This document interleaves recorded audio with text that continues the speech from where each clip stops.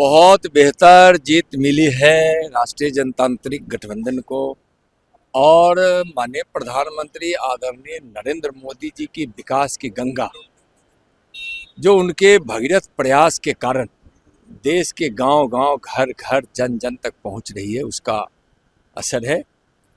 इस देश के लोगों ने माननीय प्रधानमंत्री जी के विकास में विश्वास जताया है।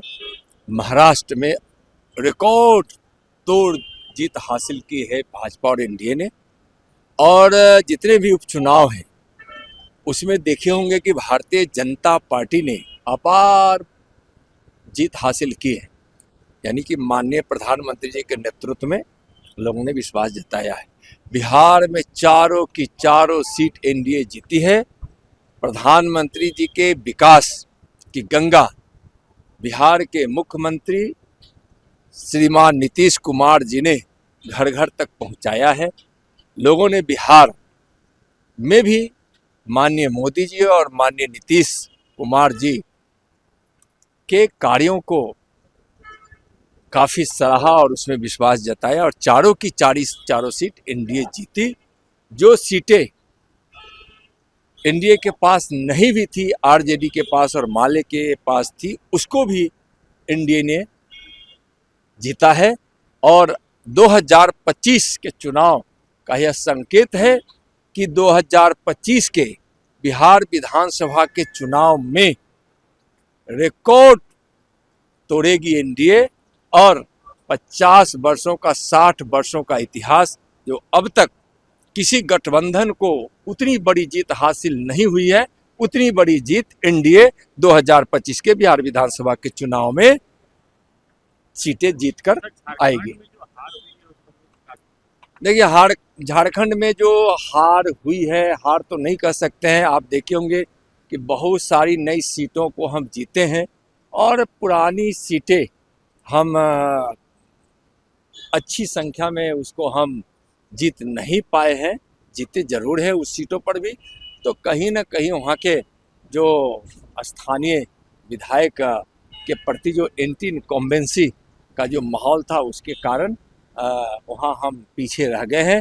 लेकिन विश्वास है कि वहाँ जो जिस प्रकार से झूठे वादों को लेकर और जिस प्रकार से तुष्टीकरण की नीति के कारण झारखंड को तबाही मिली है, वो तबाही को हम कोशिश करेंगे कि विपक्ष में रहकर भी एनडीए भारतीय जनता पार्टी जो शिबू सोरेन की सरकार बनेगी उसके खिलाफ हम झारखंड के हित के लिए और नरेंद्र मोदी जी के विकास का लाभ भी झारखंड को मिले इसका प्रयास करेंगे। और तुष्टीकरण और जो वहाँ घुसपैठियों को बढ़ावा देकर झारखंड के भविष्य को बर्बाद करने की तैयारी जो है शिबू सोरेन की, उसको हम लोग नहीं होने देंगे। प्रधानमंत्री ने कहा है 1 लाख युवाओं को राजनीति में आना चाहिए, जिनका राजनीतिक बैकग्राउंड नहीं है, उनके बयान को कैसे? देखिए, माननीय प्रधानमंत्री जी जब कुछ बोलते हैं तो उसके पीछे उनका दूर दृष्टिकोण होता है।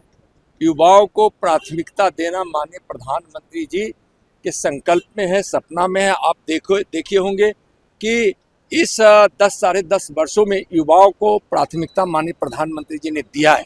और युवा का मतलब ही है कि किसान भी युवा हो सकता है, हमारी माँ बहनें भी उस उम्र की होती हैं, हमारी युवा बहनें भी अपने इस युवा की अवस्था में बहुत सारी जीत को हासिल करती है और अवसर को ढूंढकर सफलता प्राप्त करती है।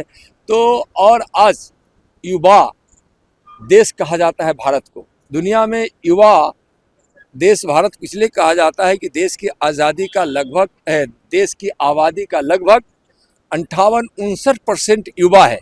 और यह युवा शक्ति ऐसी है जो माननीय प्रधानमंत्री जी के संकल्प और उनका जो विजन है 2047 तक भारत को विकसित भारत बनाने का, जिस विकसित भारत में प्रति व्यक्ति आय दुनिया में सबसे ज़्यादा भारत को का हो, यह युवा शक्ति से ही संभव हो सकता है। इसलिए माननीय प्रधानमंत्री जी के दृष्टिकोण में और उनके सपनों को साकार करने में, संकल्प को साकार करने में युवा शक्ति की आवश्यकता है और युवा ही इस देश को नए युग में ले जाकर विकसित भारत बनाने में माननीय प्रधानमंत्री जी के उस सपनों को पूरा करने का सबसे ज्यादा सामर्थ्य रखता है। तेजस्वी यादव ने कल कहा कि के बाद अब बिहार की बारी है, बिहार में 25 में हम लोग सरकार बना।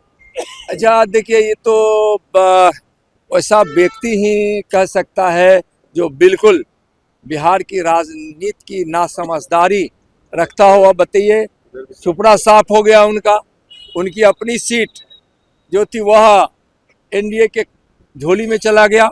एनडीए चारों की चारों सीट जीत गई और अभी भी अहंकार में है। तेजस्वी जी चिंता मत कीजिए, 2025 में आपका सुपड़ा साफ होने वाला है। और आपको जब से आरजेडी राजनीति में आई है तब से अभी तक जो जातवाद और परिवारवाद के आधार पर उन्होंने जो जंगल राज स्थापित किया है, जिसको बिहार की जनता समझी है और इनकार कर चुकी है, अब तक आरजेडी को जितनी सीटें मिली है विगत चुनावों में, उसमें सबसे कम सीट 2025 में उनको मिलने वाला है। हमको तो लगता है कि 2, 4, 5, 10 सीट में आरजेडी सिमट जाएगी 2025 के चुनाव।